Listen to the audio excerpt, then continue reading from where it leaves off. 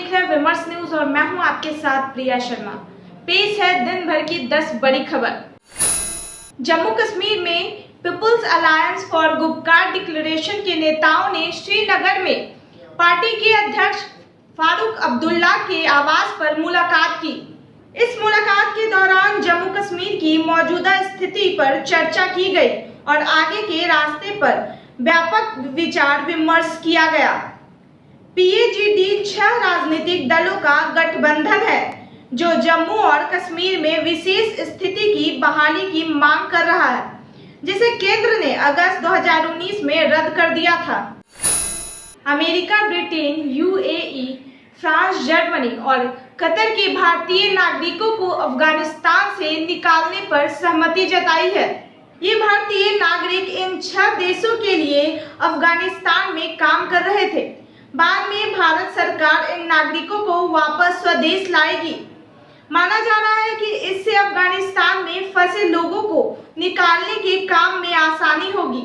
बता दें कि सोमवार को अफगानिस्तान से 146 भारतीय नागरिकों को काबुल से दोहा ले जाया गया, जबकि 78 अन्य नागरिकों को काबुल से एयरफोर्स के C-130 विमान के जरिए निकाला गया।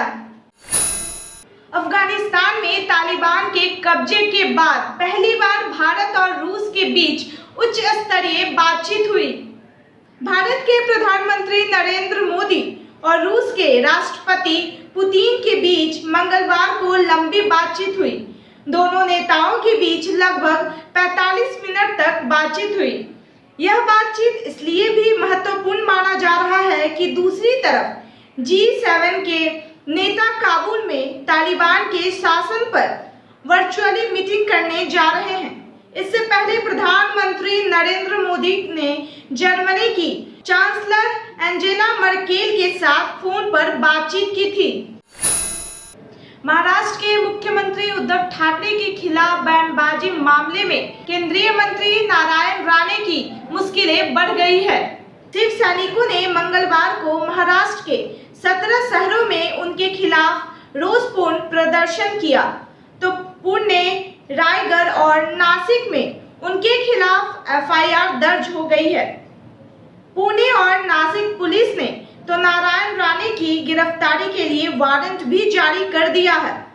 उधर नासिक में बीजेपी कार्यालय पर जमकर पत्थरबाजी की गई, तो मुंबई में राणे के घर के बाहर प्रदर्शन कर रहे शिव सैनिकों पर पुलिस ने लाठीचार्ज भी किया है।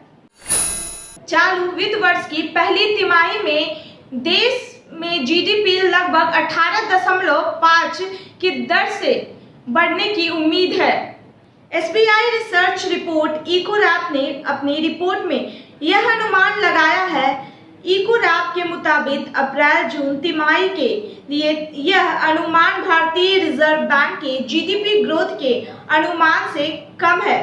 बता दें कि RBI ने चालू वित्त वर्ष की पहली तिमाही में 21.4% GDP ग्रोथ का अनुमान लगाया है।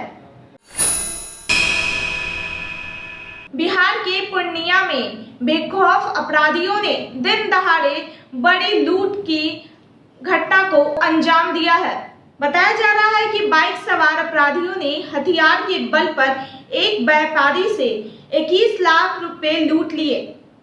घटना टीकापट्टी थाना क्षेत्र के गोड़ियर स्कूल के पास की है।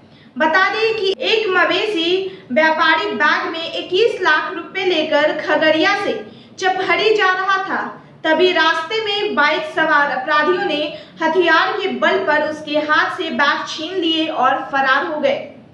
पुलिस घटनास्थल पर पहुंचकर जांच में जुट गई है। उत्तर बिहार के 19 जिलों में अगले 27 अगस्त तक भारी बारिश की संभावना है। मौसम विभाग ने बारिश का अलर्ट जारी करते हुए कहा कि पटना सहित बिहार के 19 जिलों में 1-2 स्थानों पर तेज बारिश की संभावना जताई है। मौसम विभाग के मुताबिक थंडर सेल एक्टिव होने से पटना में बारिश के आसार बन रहे हैं। हालांकि मॉनसून की मूसलाधार बारिश का कोई सिस्टम एक्टिव नहीं हो रहा है। सुप्रीम कोर्ट कोर्ट ने ओबीसी नॉन क्रीमी लेयर के भीतर उपवर्गीकरण बनाने वाली हरियाणा की अधिसूचना रद्द कर दी है। साथ ही राज्य को 3 महीने में एक नई अधिसूचना जारी करने का निर्देश दिया है। इस अधिसूचना के तहत नॉन क्रीमी लेयर के भीतर 3 लाख रुपए से तक आय रखने वाली कैटेगरी के लोगों को प्रवेश और सेवाओं के मामले में वरीयता दी गई थी।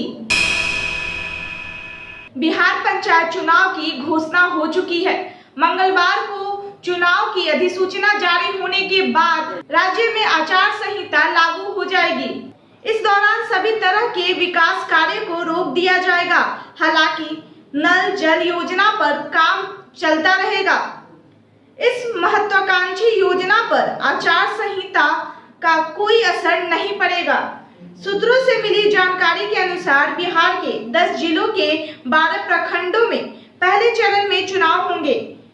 इनमें रोहतास, कैमूर, गया, नवादा, औरंगाबाद, जहानाबाद, अरवल, मुंगेर, जमुई और बांका जिले के प्रखंड शामिल हैं।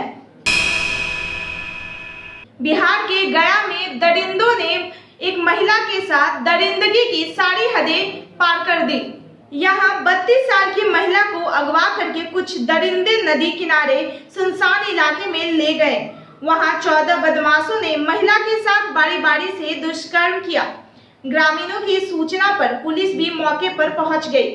पुलिस को देखकर बदमाश कपड़े, जूते, चप्पल छोड़कर भाग गए। गंभीर हालत में पीड़ित महिला को मगध मेडिकल कॉलेज में भर्ती कराया गया है। उधर नालंदा जिले के नकटपुरा गांव में 15 साल की एक नाबालिग लड़की का शव गुइठवा नदी में मिलने से सनसनी फैल गई। पुलिस जांच में जुट गई है। पहली नजर में दुष्कर्म के बाद हत्या की आशंका जताई जा रही है।